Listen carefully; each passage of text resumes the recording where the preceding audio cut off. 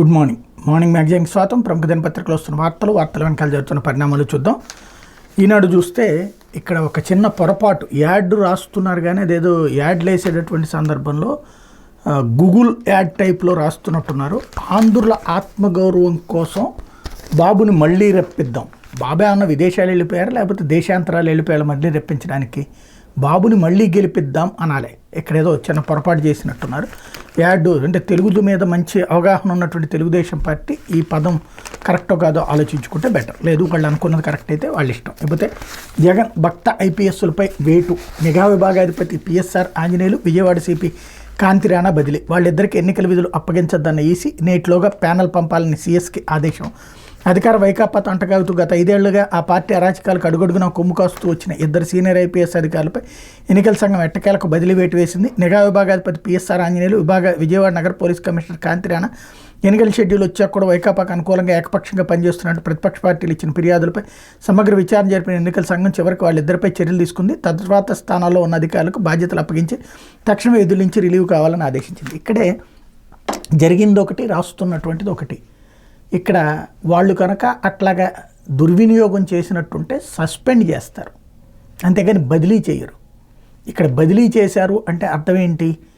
ఆరోపిస్తున్నారు, ఇప్పుడు వాళ్ళ మీద ఆధారాలు ఏమీ లేవు కాబట్టి వేరే డిపార్ట్మెంట్లో పనిచేసుకుని ఎందుకు? ఎదుటి వాళ్ళకు ఒక అనుమానం ఉన్నప్పుడు ఎన్నికల టైంలో ఫెయిర్గా ఎలక్షన్ జరగాలంటే చేయాల్సింది అది. ఇంకోటి, ఒకప్పుడు ఇదే పిఎస్ఆర్ ఆంజనేయుల్ని తెలుగుదేశం మనిషి అనేవాళ్ళు. ఎందుకని? సిన్సియర్గా పనిచేసినప్పుడు ఆ రోజున సిన్సియర్గా పనిచేశారు, ఇప్పుడు సిన్సియర్గానే పనిచేస్తారు. కాంతిరాణా కానీ వాళ్ళు సిన్సియారిటీ అన్నటువంటిది ఇప్పుడు పార్టీ అంటే ఏం చేయాలి? సిన్సియారిటీ అంటే ఇప్పుడు అధికార పక్షం వాళ్ళని లోపలేసేసి ప్రతిపక్షం వాళ్ళందరినీ కూడా బయటికి పంపించాలి. ఈ తరహా చేయకపోతే వాళ్ళందరూ దుర్మార్గులు అనేటటువంటి రూట్. ఏం తప్పు చేశారు వాళ్ళిద్దరూ? ఏ తప్పు బయటకు కనిపించింది అంటే తెలియదు.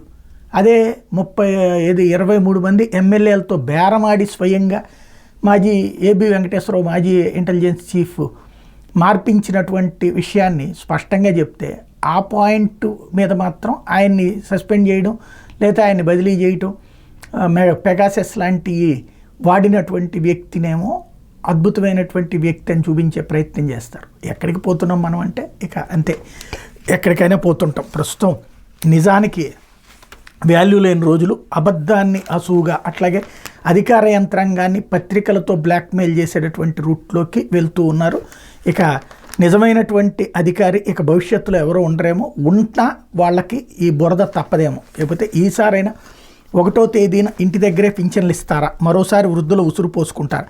ధనుంజయ రెడ్డి, జవహర్ రెడ్డి, మురళీధర్ రెడ్డికి ఇంకా వైకాపా ప్రయోజనాలే ముఖ్యమా? మే నెల పంపిణీలోకి మరో వారమే గడువు, దిద్దుబాటు చర్యలేవి. సీఈఓ మీనా దృష్టి పెడితేనే లబ్ధిదారులకు మేలు. ఇది అంటే వీళ్ళే ఒక రెచ్చగొడతారు. అంతకుముందు ఏం మాట్లాడారు? ఏం వచ్చి తీసుకుపోలేరా వాళ్ళు వృద్ధులు? ఇంటి దగ్గరికే తీసుకెళ్ళి ఇవ్వాలా? దగ్గర నుంచి వెళ్ళటం, వాళ్ళు చనిపోవడం జరిగింది. ఇప్పుడు ఎందుకు ఇయ్యరు వీళ్ళ దగ్గర? 2,60,000 మంది ఉద్యోగులను కొత్తగా ఎట్లా రిక్రూట్ చేసుకుంటారు? 2,60,000 మంది వాలంటీర్లు. ఇప్పుడు అందులో 10వ వంతు కూడా ఉండరు. ఎవరు? సచివాలయ సిబ్బంది. సచివాలయ సిబ్బందితో ఎందుకు ఇవ్వరని మనమే జడ్జిమెంట్ ఇచ్చేస్తాం. లేదా ప్రభుత్వ ఉద్యోగులతో ఎందుకు ఇవ్వరని మనమే జడ్జిమెంట్ ఇచ్చేస్తాం. మొన్నటిదాకా ఎందుకు ఇవ్వాలి అని అడిగాం, ఇప్పుడు ఎందుకు ఇయ్యరు? ఎప్పుడైతే మొన్న వాలంటీర్లు లేకపోవడం వలన వాళ్ళే వచ్చి డబ్బులు తీసుకోవాల్సి వచ్చిందో అప్పటిదాకా వీళ్ళందరూ వాలంటీర్ల మీద వేసినటువంటి బురద, ఇంటికి వెళ్ళి ఇవ్వడం అన్నటువంటి తప్పు అన్నటువంటి వాళ్ళు, ఏం నోట్లో అన్నం ముద్ద పెడతారా అన్నటువంటి వాళ్ళు, ప్రజల్లో వచ్చిన తీవ్ర వ్యతిరేకత చూసి ఇప్పుడు అర్జెంటుగా మార్చేయాలి. ఇప్పుడు దానికి అధికారుల్ని బెదిరించాలి, దానికి ఈసీకి వార్నింగ్లు ఇవ్వటం. ఓ రకంగా చెప్పాలంటే చేతిలో పత్రికతో తెలుగుదేశం ఇస్తున్నటువంటి హెచ్చరిక, మీరు చేస్తారా లేకపోతే మిమ్మల్ని బదిలీ చేయించమంటారా అన్నటువంటిది. ఇక ఈ నెల 1వ తారీఖు అయితే ఖచ్చితంగా ఇస్తారు, నో డౌట్. కిందటి నెల అంటే దీని గురించి అంటే ఇప్పుడు ప్రజెంట్ రన్నింగ్ అవుతున్నటువంటి నెల ఏంటంటే ఫైనాన్షియల్ మంత్ కాబట్టి 1వ తారీఖు సెలవు ఉంటుంది. రేపు 1వ తారీఖు ఇస్తారు. సమస్యల్లా 1వ తారీఖు ఇంటి దగ్గరికి వెళ్ళి ఇవ్వడము అంటే మొన్న ఏం ఆదేశించింది ఈసీ? ఇంటింటికి వెళ్ళి ఇవ్వమని లేదు, కేంద్ర ఎన్నికల సంఘమే కదా ఏమని ఆదేశించింది? వికలాంగులు రాలేని వాళ్ళకి ఇవ్వమంది, మిగతా వాళ్ళందరికీ అక్కడే ఇవ్వమని ఈసీనే ఆదేశించింది. ఈసీ ఆదేశించింది, చీఫ్ ఎలక్షన్ కమిషన్ ఆదేశించింది, లోకల్ ఎలక్షన్ కమిషన్ కాదు అది ఆదేశించేది. కాబట్టి ఇక్కడ అది ఎట్లా మార్చేస్తారు అర్జెంటుగా? సుప్రీంకోర్టుకి వెళ్ళినా అదే ఉంటుంది. కాబట్టి ఇక్కడ ఒక తప్పు చేశారు. ఆ తప్పు చంద్రబాబుది కాదు, పవన్ కళ్యాణ్ది కాదు, అదంతా అధికారులని చెప్పేటటువంటి కోణంలో ఇది. నేను చెప్పేది రైటా రాంగా, జగన్ సూట్ కేసులు పంపిస్తాడా, లేకపోతే కనుక ఇంకోటి ఓ బురద చల్లేటటువంటి రాజకీయాల మధ్యలో నిజం మాట్లాడితే నిష్ఠూరంగానే ఉంటుంది, వాస్తవం అది. ఇప్పుడు అదే మనం అప్పుడు చెప్పినప్పుడు బూతులు తిట్టుకున్నటువంటి వాళ్ళు ఇప్పుడు అదే వాస్తవం అయినప్పుడు మళ్ళీ ఎదుటోళ్ళ మీద బురదతోనే ఇప్పుడు కూడా, అంటే బురద రొచ్చులో కూర్చున్న పంది మిగతా వాళ్ళ మీద ఆ బురద చల్లి వాళ్ళందరినీ కూడా బురదలో లాగానని ఫీల్ అవుతుందట. ప్రస్తుతం వీళ్ళ బ్రతుకు అలాగే ఉంది. లేకపోతే ఆడపడుచుల్ని లక్షాధికారులను చేస్తాం, పన్నులు ధరలు తగ్గిస్తాం, భవిష్యత్తుపై ఆలోచించి ఓటేయండి, బొండపల్లి మహిళా సభలో తెలుగుదేశం పార్టీ అధినేత చంద్రబాబు. ఇది ఇప్పుడు మనం ఏదైనా ఎమికబుల్ సొల్యూషన్ ఏదైనా మన దగ్గర ఉండి మాట్లాడితే అర్థం ఉంటుంది. హామీలు ఇవ్వడం తప్పులేదు, లక్షాధికారులు చేస్తాయి. ఎట్లా లక్షాధికారులు చేస్తారు? ఇప్పుడు క్రిందటిసారి కనుక 10,000 రూపాయలు ఇచ్చి లక్షాధికారులు అన్నట్టు ఉంటుంది. ఇప్పుడు రుణమాఫీ చేశారు అంటే ఇప్పుడు ఫర్ ఎగ్జాంపుల్ మినిమం 1 లక్ష రూపాయలు, మ్యాక్సిమం 5 లక్షల దాకా, అంటే ఒక గ్రూప్ మొత్తానికి 50 లక్షలు ఇచ్చినవి తక్కువ అనుకుంటా, మ్యాక్సిమం 20 లక్షలు ఏమో ఇస్తారు. అంటే ఒక్కొక్కళ్ళకి 1 లక్ష నుంచి 2 లక్షల రూపాయలు డబ్బులు వస్తాయి. అది రుణమాఫీ చేస్తే ఆ డబ్బులు బ్యాంకు కట్టలేదు కాబట్టి ఆ డబ్బులు వాళ్ళ దగ్గర ఉన్నాయి కాబట్టి చూసారా మీరు లక్షాధికారి అయ్యారు అంటే అర్థం ఉంది. ఇప్పుడు జగన్ చేసింది అది. అయినా అతను నేను లక్షాధికారిని చేస్తున్నాను మిమ్మల్ని అని చెప్పట్లేదు. కానీ ఇక్కడ ఇన్నేళ్ళు 14 ఏళ్ళ అధికారంలో ఉన్నటువంటి చంద్రబాబు గారు అప్పుడెప్పుడు గాంధీ ఇప్పుడు లక్షాధికారులు చేస్తాను ఎలా చేస్తారు? ఇది రాహుల్ గాంధీ చెప్పినట్టు ఎవరినన్నా దోచి ఉన్నటువంటి వాడిని దోచి లేని వాడికి పెడతాను అన్నటువంటి తరహా స్టేట్మెంట్ తప్పించి ఇందులో ఏమైనా ప్రయోజనం ఉంటుందా? దానికంటే వాళ్ళకి ఇంకేం చేస్తాం, ఇప్పుడు జగన్ ఇంత ఇస్తున్నాడు నేనైతే ఇంత ఇస్తాను అనేటువంటిది, ఏది చేయూత కింద ఇస్తానన్నటువంటిది అక్కడ కూడా ఏం చేశారు, జగన్ 18,000 ఇస్తున్నాడు ఏడాదికి, ఈయన 1,500 ఇస్తానంటున్నారు నెలకి. కాకపోతే ఎంతమంది ఉంటే అంతమందికి అంటున్నారు. అది మళ్ళీ రేపు పొద్దున అధికారంలోకి వచ్చాక ఎంతమంది ఉంటే అంతమందికి ఇస్తారా? వాటికి ఏదన్నా స్పష్టత ఇస్తే బాగుంటుంది. రెండోది ఆ పథకం ఉంచి ఈ పథకం ఇస్తారా, లేకపోతే ఆ పథకం ఎత్తేస్తారా? ఇవి కూడా సమాధానం చెప్పాల్సినటువంటి ప్రశ్నలు. ఇకపోతే రాబోయేటువంటి రోజులలో రాజకీయాలు ఎలాంటి స్థితికి దిగజారబోతున్నాయనడానికి సాక్ష్యం. జాతీయ రహదారిని జగన్కి రాసిచ్చేశారా? మేమంతా సిద్ధం, బస్సు యాత్ర పేరిట వాహనాలపై యుద్ధం, చెన్నై కోల్కతా హైవేపై నిత్యం నరకమే, ప్రతి చోట 5-6 గంటలు ట్రాఫిక్ నిలిపేస్తున్న పోలీసులు. జగన్ ఒక జిల్లా నుంచి ఇంకో జిల్లాకి వెళ్తున్నటువంటి సందర్భంలో హైవేల మీద ఆపేస్తున్నారు 4-5 గంటలు. ఖచ్చితంగా ఇది నిజం, ఇందులో అబద్ధం ఏం చెప్పట్లేదు. ఈ వార్త మొన్న నేను నరసాపురము తర్వాత అనకాపల్లి వాళ్ళ ఇంటర్వ్యూలు తీసుకోవడానికి వెళ్ళొస్తున్నప్పుడు చూసా. రోడ్ల పక్కన పాపం సైడ్ లైన్లో పెట్టేశారు వాళ్ళందరినీ కూడా, ఒక సైడ్ అంతా కూడా భారీగా 2-3 గంటల పాటు కనీసం ట్రాఫిక్ జామ్ అవుతుంది. ఇది ట్రాఫిక్ జామ్ అవ్వట్లేదు, మిగతా ట్రాఫిక్ వెళ్ళిపోతుంది, ఆ లారీలు వీటన్నిటిని అటు పోనీయట్లేదు. అది చాలా నరకం. ఖచ్చితంగా మంచి స్టోరీనే రాసింది. అయితే ఇవాళతో అయిపోతుంది కాబట్టి ఇంకా ఈ పంచాయతీ ఉండదు అనుకుంటా. ఇన్ని రోజుల తర్వాత వీళ్ళు అసలు నిజం తెలుసుకున్నారు. ఇది ముందు నుంచి అయితే శుభ్రంగా లారీ డ్రైవర్ల ఇంటర్వ్యూలు, ఆ వెహికల్ డ్రైవర్లు అందరి ఇంటర్వ్యూలు తీసుకుని రోజు వేసి ఉంటే కనుక అప్పుడు బాగా వైరల్ అయ్యేది. ఇకపోతే వైకాపా నాయకుడి ఇంట్లో 384 మద్యం సీసాలు అంటూ శ్రీకాకుళంలోని కత్తిరి వీధికి చెందిన వైకాపా నాయకుడు పైడి మహేశ్వరరావు నివాసంలో దాచి ఉంచిన 384 మద్యం సీసాలు స్వాధీనం చేసుకున్నారన్నటువంటి వార్తను హైలైట్ చేశారు. కాబట్టి ఓటుతోనే ప్రజాస్వామ్య పరిరక్షణ, ఓటర్ల చైతన్యం కోసం లఘు చిత్రాల ఆవిష్కరణ, సిఎఫ్డి ప్రధాన కార్యదర్శి నిమ్మగడ్డ రమేష్ కుమార్ ఓటు హక్కుపై అవగాహన పెంచడానికి చేస్తున్న ప్రయత్నాలు అభినందనీయమైన విశ్రాంత ఐఏఎస్ అధికారి, సిటిజన్స్ ఫర్ డెమోక్రసీ ప్రధాన కార్యదర్శి నిమ్మగడ్డ రమేష్ కుమార్ పేర్కొన్నారు. బాపట్ల జిల్లా మార్టూరుకు చెందిన శ్రీకారం రోటరీ కళా పరిషత్ తయారు చేసిన ఓటర్ చైతన్య లఘు చిత్రాలను ఆయన మంగళవారం ఆవిష్కరించారు. ఈ సందర్భంగా మాట్లాడుతూ ఈ లఘు చిత్రాలు ఓటర్లను చైతన్యపరిచి ప్రజాస్వామ్య పరిరక్షణకు ఉపకరించేలా ఉన్నాయని అన్నటువంటి వార్తని హైలైట్ చేశారు. లేకపోతే భువనేశ్వరి పర్యటనకు వెళ్లారని ఎస్టీలపై జులుం, అసభ్య పదజాలంతో దోషులు, వైకాపా నాయకులు ప్రోద్బలంతో ఎస్ఐ వేధించారని డీఎస్పీకి బాధ్యతల ఫిర్యాదు. కూలీ చేసుకుని మీకెందుకు రాజకీయాలు, ఎంత ధైర్యం ఉంటే భువనేశ్వర్ మీటింగ్కి వెళ్ళారు, అక్కడికి వెళ్ళే నాయకులారా మీరు ఈ ఆటోలోనే వెళ్ళారా, దీన్ని ఎక్కడైనా దొంగతనం చేశారా, ఇది ఇలాగే ఉంది అంటూ కులం పేరుతో ఎస్టీలపై ఎస్ఐ విరుచుకుపడ్డారు. ఈ ఘటన ఆదివారం సాయంత్రం చోటు చేసుకోగా తెలుగుదేశం పార్టీ నాయకుల అండతో కుప్పం డీఎస్పీ శ్రీనాథ్కు బాధితులు మంగళవారం ఫిర్యాదు చేశారు. చిత్తూరు జిల్లా కుప్పం నియోజకవర్గం కావలమడుగు గ్రామానికి చెందిన బాధితులు కార్తీక్, వడివేలు, తుంగవేలు, రాజ్కుమార్ ఫిర్యాదులో పేర్కొన్న మేరకు కుప్పంలో శుక్రవారం జరిగిన నారా భువనేశ్వర్ పర్యటనలో పాల్గొనేందుకు గ్రామానికి చెందిన 100 మంది ఆటోలు వాహనాల్లో వెళ్లారు. విషయం తెలుసుకున్న పంద్యామడుక్కి చెందిన వైకాపా నాయకుడు మురుగేష్ శనివారం కావలమడుక్కి చేరుకుని తెలుగుదేశం పార్టీ నామినేషన్కి ఎందుకు వెళ్లారని అసభ్య పదజాలంతో దూషించారు. మరుసటి రోజు సాయంత్రం రామకుప్పం ఎస్ఐ శివకుమార్ సిబ్బందితో కలిసి ఆకస్మికంగా ఇళ్లలోకి చొరబడ్డారు. భువనేశ్వర్ నిర్వహించిన సమావేశానికి ఎందుకు వెళ్లారంటూ దూషించారు. మహిళలను సైతం లెక్క చేయకుండా వస్తువులని చంద్రవందర చేస్తూ గాలించారు. ఇంట్లో నాటు తుపాకులు ఉన్నాయని వాటితో పాటు ఆధార్ కార్డులు తెచ్చి అప్పగించుకుంటే అంతు చూస్తామని బెదిరించారు. ఇదంతా వైకాపా నాయకుడు మురుగేష్ ప్రోద్బలంతోనే చేశారని ఫిర్యాదులో బాధితులు పేర్కొన్నారు. విషయం తెలుసుకున్న ఎమ్మెల్సీ కంచర్ల శ్రీకాంత్ బాధితులకు అండగా నిలిచారు. ఎస్ఐ వేధింపులపై ఆయన డీఎస్పీ, ఎస్పీ, ఎన్నికల సంఘానికి ఫిర్యాదు చేశారు. ఘటనపై సీఐతో సమగ్ర విచారణ జరిపిస్తామని డీఎస్పీ శ్రీనాథ్ హామీ ఇచ్చినట్టు బాధితులు పేర్కొన్నారన్నటువంటి వార్తని హైలైట్ చేశారు. అయితే వైకాపా నాయకులు దాడిలో గాయపడ్డ వారికి అండగా ఉండటం, బాధిత కుటుంబాలకు పరామర్శించిన భువనేశ్వరి, చిత్తూరు జిల్లాలో వైకాపా నాయకులు అదే పార్టీకి చెందిన యువకులు మహిళలపై దాడి చేసి అసభ్యకరంగా ప్రవర్తించిన ఘటన తన కలిసివేసిందని తెలుగుదేశం పార్టీ అధినేత చంద్రబాబు సతీమణి భువనేశ్వర్ ఆవేదన వ్యక్తం చేశారు. కుప్పం పురపాలక పరిధిలోని తంబిగానిపల్లెలో సోమవారం వైకాపా నాయకుల దాడిలో గాయపడిన యువకుల కుటుంబాలు మంగళవారం వీడియో కాల్ ద్వారా పరామర్శించారు. ఈ సందర్భంగా బాధితులు కన్నీటి పర్యంతమైన వివరాలు భువనేశ్వర్కి వెల్లడించారు. ద్విచక్ర వాహన ప్రమాదం నేపథ్యంలో కొత్తపేటకు చెందిన 50 మంది గ్రామంలోకి ప్రవేశించి యువకులపై దాడి చేశారన్నారు. కర్రలో రాళ్లతో కొడుతూ అడ్డుకున్న మహిళలపై అసభ్యకరంగా ప్రవర్తించారని ఆవేదన వ్యక్తం చేశారు. గాయపడిన శరవణ మణిని పోలీసులు అదుపులో తీసుకుని ఇంకా ఇంటికి పంపలేదని వాపారు. పట్టపగలి దాష్టికం జరుగుతున్న ఎవరు అడ్డుకోలేదని ఆవేదన వ్యక్తం చేశారు. భువనేశ్వర్ స్పందిస్తూ వైకాపా జెండాలు పట్టుకుని రాడ్లు కర్రలతో దాడి చేయడం దారుణం అన్నారు. ప్రశాంతతకు నిలవైన కుప్పంలో ఇలాంటి ఘటన జరగడం తగదన్నారు. బాధితుల పక్షాన్ని న్యాయ పోరాటం చేస్తామని హామీ ఇచ్చారు. చంద్రబాబు తరపున ఎమ్మెల్సీ కంచర్ల శ్రీకాంత్ అందుబాటులో ఉంటారని చెప్పారు. ఇంతకు అసలు ఇన్సిడెంట్ ఏంటో కూడా వార్త రాయలేదు వీళ్ళు. టోటల్గా ఆవిడ పరామర్శ రాసేశారు. మరి ఏం జరిగింది అన్నటువంటిది అక్కడ ఉన్న లోకల్ పేపర్లో ఏమన్నా రాశారని తెలియదు. అయితే ఆడపిల్లలకి గంజాయి అలవాటు చేస్తున్నారు.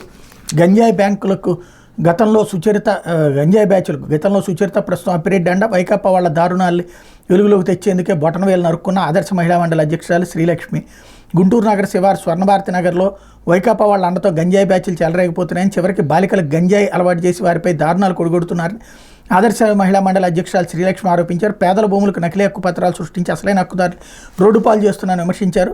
వీరికి గతంలో మాజీ హోంమంత్రి సుచరిత అండగా ఉండగా ప్రస్తుతం వైకాపా ఎమ్మెల్సీ లేళ్ల అప్పిరెడ్డి మద్దతిస్తున్నారని పేర్కొన్నారు. పతిపాడు నియోజకవర్గంలో జరుగుతున్న అరాచకాలను ప్రపంచానికి తెలియజేయాలని తన బొటనవేలు నరుక్కున్నట్టు ఆమె స్పష్టం చేశారు.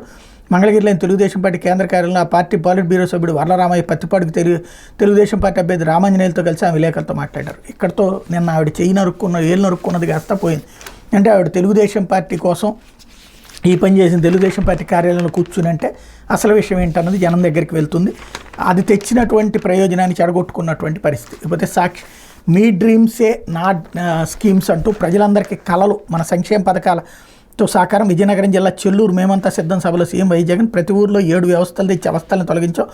జనానికి మంచి చేసిన మీ జగన్పై తోడేలా దాడి, మన పాలనలో జరిగిన మేలుపై మీ కుటుంబం అంతా చర్చించుకోవాలి.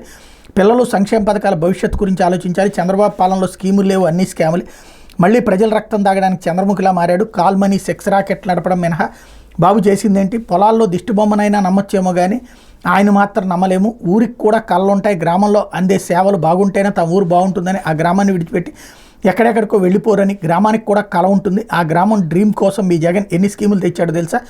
ఏకంగా 7 స్కీములు తెచ్చాడు. ఆ గ్రామంలోనే కనిపిస్తాయి సచివాలయాలు, 60-70 ఏళ్లకు వాలంటీర్ వ్యవస్థ, ఆర్బీకేలు, విలేజ్ క్లినిక్స్, నాడు నేడుతో మారిన ఇంగ్లీష్ మీడియం స్కూళ్ళు, మహిళా పోలీస్ వ్యవస్థ కనిపిస్తాయి. వీటితో పాటు నిర్మాణంలో ఉన్న డిజిటల్ లైబ్రరీలు కూడా కనిపిస్తాయి. గ్రామానికే వచ్చిన ఫైబర్ గ్రిడ్, ఇవన్నీ మీ గ్రామాల్లోనే కనిపించే జగన్ మార్క్ విప్లవాత్మక మార్పులు. గ్రామాలే కాకుండా రాష్ట్రం కళలను కూడా సాకారం చేస్తూ విప్లవాత్మక చర్యలు చేపట్టామన్నటువంటి విషయాన్ని హైలైట్ చేశారు. లేకపోతే పైసా ఖర్చు లేకుండా ప్రపంచ స్థాయి నైపుణ్యాలు. ప్రపంచ దిగ్గజ సంస్థ ఎడెక్స్ కోర్సులు సర్టిఫికేషన్లు ఏపీ రికార్డ్. నెలలోనే 1.03 లక్షలకు పైగా సర్టిఫికేషన్లతో సత్తా. ప్రపంచవ్యాప్తంగా ఏటా 5 లక్షల సర్టిఫికేషన్లని అందిస్తున్న ఎడెక్స్ ఏడాదికి 12 లక్షల సర్టిఫికేషన్లు ఇచ్చేలా రాష్ట్ర ప్రభుత్వం ఒప్పందం. ఎడెక్స్ కోర్సులో 3 లక్షల మంది విద్యార్థులు, ఉపాధ్యాయులు రిజిస్ట్రేషన్. వీళ్ళందరూ కోర్సులు చేయాలంటే బయట 382 కోట్ల వ్యయం. పైసా భారం పడకుండా ఉచితంగా అందిస్తున్న రాష్ట్ర ప్రభుత్వం అన్నటువంటి వార్తని హైలైట్ చేశారు. అయితే ఇక్కడ డీల్ కుదిరింది, అక్కడ వేలు తెగింది. ఢిల్లీలో కోవూరు లక్ష్మి డ్రామా వెనుక టీడీపీ భారీ స్క్రిప్ట్. బోర్ల రామాంజనేయులు, ఆనంద్ బాబుతో కలిసి టీడీపీలో పనిచేస్తున్న లక్ష్మి ఓటమి భయంతో ఆమెతో డ్రామాలు ఆడించిన నేతలు. చంద్రబాబు నేతృత్వంలోని చీఫ్ ట్రిక్. 1994 నుంచి చీఫ్ ట్రిక్స్ గుంటనక్క వేషాలు బాబుకు అలవాటే. ఎల్లో మీడియా, జాతీయ మీడియా దృష్టి కోసమే ఈ నాటకం. ఓటమి భయంతో ఆమెతో వైఎస్ఆర్సీపీ నేతలపై ఆరోపణలు. 6 ఏళ్ల కిందట వేధింపులంటూ ఇప్పుడు ఢిల్లీలో వింత పత్రాలు. ఇటీవల కాలంలో ఆమెను వేధించినట్టు ఎక్కడా ఫిర్యాదులు.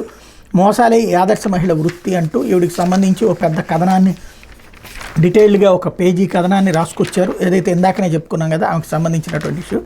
లక్ష్మి గతవంత అక్రమాలే అంటూ స్వర్ణభారతి నగర్కి చెందిన నామాల కృష్ణమూర్తి భార్య తులసమ్మ 25 ఏళ్ల కిందట స్వర్ణభారతి నగర్లో ప్రభుత్వ స్థలాన్ని కబ్జా చేసి వాటిలో ప్లాట్లు వేసి ఫోర్జరీ పత్రాలు సృష్టించి అమాయక ప్రజలకు అంటగట్టేవారు. ఆ కాలనీకి 2 పేర్లు కలిసేలా కృష్ణ తులసి నగర్ అనే పేరు వారే పెట్టారు. నామాల కృష్ణమూర్తి కూడా 25 ఏళ్ల క్రితం ఇదే విధంగా చేతులు కోసుకుని కళ్ళు పొడుచుకుని అధికారులను బెదిరించి పనులు చేయించుకునేవాడని కాలనీవాసులే చెబుతున్నారు.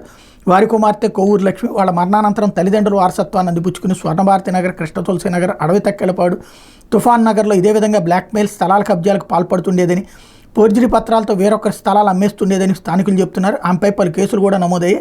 ఈ కేసులన్నీ అప్పటి కాంగ్రెస్ తెలుగుదేశం ప్రభుత్వాల హయాంలో నమోదయ్యాయి. చాలా కేసులు కోర్టులో విచారణలో ఉన్నట్టు పోలీసులు చెప్తున్నారు. వాటిలో కొన్ని 2013లో స్వర్ణభారతి నగర్కి చెందిన దివ్యభారతి అనే మహిళకి చెందిన స్థలానికి నకిలీ బీ ఫారం సృష్టించి అందులో తహసీల్దార్ సంతకం సైతం ఫోర్జరీ చేసి ఆ స్థలం తనదైన స్థానికంగా ఉండే పద్మశ్రీ అనే మహిళకు విక్రయించింది. విషయం తెలుసుకున్న దివ్యభారతి కోవూరు లక్ష్మిపై ఫిర్యాదు చేయగా పోలీసులు ఫోర్జరీ నకిలీ పత్రాలు తయారీ తదితర విషయాలపై కేసు నమోదు చేశారు. 2016లో ఈ కేసు విషయమై కోర్టు నుంచి ఇంటికి వస్తున్న పద్మశ్రీ కుటుంబ సభ్యులు స్వర్ణభారతి నగర్ సమీపంలో అడ్డగించి వారిపై కోవూరు లక్ష్మి ఆమె చేతులు దాడి చేశారు. దీంతో బాధితురాలు పోలీసులను ఆశ్రయించగా లక్ష్మి మీద కేసు నమోదు చేశారు. కోవూరు లక్ష్మి నకిలీ ఫోర్జరీ బీఫారాలను తయారు చేసి అందులో తనకు తెలియకుండానే తన పేరిట సాక్షి సంతకాలు చేసేదని స్వర్ణభారతి నగర్కి చెందిన రమాదేవి అనే మహిళ 2013లో నల్లపాడు పోలీస్ స్టేషన్లో ఫిర్యాదు చేసింది. ఈ కేసు ప్రస్తుతం కోర్టులో ఉంది. 2014లో సుశీల అంజలి అనే మహిళల ఇళ్లను కబ్జా చేసేందుకు కోవూరు లక్ష్మి ప్రయత్నించింది. వారిపై దాడి చేసి ఇరువురేళ్లకు ఫోర్జరీ సంతకాలతో నకిలీ బీఫారాలు తయారు చేసి స్థానికంగా ఉండే వ్యక్తికి విక్రయించాలని ప్రయత్నించింది. దీంతో లక్ష్మిపై సుశీల నల్లపాడు పోలీస్ స్టేషన్లో ఫిర్యాదు చేసింది. పోలీసులు కేసు దర్యాప్తు చేస్తున్నారు. 2015లో కోవూరు లక్ష్మి తన 15 సంవత్సరాల పెద్ద కుమార్తెకు వివాహం కాకుండా అప్పటికే వివాహం జరిగిందని రెవెన్యూ అధికారులు నమ్మించి ఆమె పేరుతో బీఫారం సృష్టించి ఆ స్థలాన్ని వేరే వ్యక్తికి విక్రయించాలని చూసింది. ఈ మోసాన్ని గమనించిన ఆ వ్యక్తి పోలీసులకు ఫిర్యాదు చేశారు. 2017లో నకిలీ పత్రాలతో మోహన్ రావు అనే వ్యక్తికి ఇంటి స్థలం విక్రయించింది. అయితే ఈ స్థలాల దస్తావేజులు నకిలీవని తేలడంతో ఆయన నల్లపాడు పోలీస్ స్టేషన్లో ఫిర్యాదు చేశాడు. ఈ కేసులో పోలీసు లక్ష్మిని పలుమార్లు అదుపులోకి తీసుకున్నారు. అయితే ఆమె పోలీసులను సైతం ఏమార్చి స్టేషన్ నుంచి పారిపోయిన సంఘటనలు ఉన్నాయని పోలీసులు చెప్తున్నారు. కోవూరు లక్ష్మికి నిజంగా అన్యాయం జరిగితే ఇదే పని గుంటూరులోనూ తాడేపల్లిలో చేయొచ్చు కదా, ఢిల్లీ వరకు ఎందుకు వెళ్ళారు? ఇక్కడ మళ్ళీ చంద్రబాబు పాత్రే కనబడుతోంది. 1994 నుంచి ఆయన ఆడుతున్న పాత చీఫ్ ట్రిక్స్ని ఇక్కడ ప్రయోగించారు. అవే గుంటనక్క వేషాలు ప్రదర్శించారు. రాష్ట్రంలో అయితే ఆమె నమ్మేవారు ఎవరు ఉండరు. ఆమె అక్రమాల చరిత్ర అటువంటిది. అదే ఢిల్లీలో అయితే ఎల్లో మీడియాతో పాటు జాతీయ మీడియా దృష్టిని కొందరు జాతీయ నేతల దృష్టిని ఆకర్షించవచ్చు. అందుకే చంద్రబాబు ఇలాంటి చౌకబారు డ్రామాలకు తెరదీశారు అంటూ ఇంకొక వార్తను ప్రొజెక్ట్ చేశారు. ఇకపోతే వదలని వడగాల్పులు అన్నటువంటి వార్త హైలైట్ అయింది. ఇందులో మరింత ఉధృతంగాను ఎండలు 45 డిగ్రీలకు పైగా నమోదయ్యే అవకాశం, రైల్వేలను అప్రమత్తం చేసిన ఐఎండీ అంటూ రాష్ట్రాన్ని వడగాల్పులు వదలడం లేదు, మండుటెండలు ప్రజలకు ఏమాత్రం ఉపశమనం కలిగించడం లేదు, అధిక ఉష్ణోగ్రతలు రోజు రోజుకి అదుపు తప్పుతున్నాయన్నటువంటి వార్తని హైలైట్ చేశారు. ఇకపోతే ఆంధ్రజ్యోతి వచ్చేటప్పటికి టైటిల్తో రైతన్నకు ఉరి, భూ యాజమాన్య హక్కు చట్టంతో సంకటం, అడ్డగోలుగా జగన్ సర్కార్ తయారీ, భూ హక్కులకే ఎసరు తెచ్చే ప్రమాదం, కేంద్రం వద్దన్న అంశాలు చేర్చిన వైను, భూములపై వివాదాలు ఏర్పడితే రైతులు కోర్టులకు వెళ్లే అవకాశం లేదు, ట్రిబ్యునల్ పేరిట రెవెన్యూకు పవర్, వారి దయ ఉంటేనే రైతులకు హక్కులు, అక్రమార్కులకు వంత పాడితే అంతే, హక్కులకు హైకోర్టే రైతుకు దిక్కు అంటూ ఒకటి నేను మొన్ననే చెప్పాను. అది అంటే వీళ్ళు ముందు ఒక అబద్ధాన్ని ప్రచారంలోకి తీసుకొచ్చారు.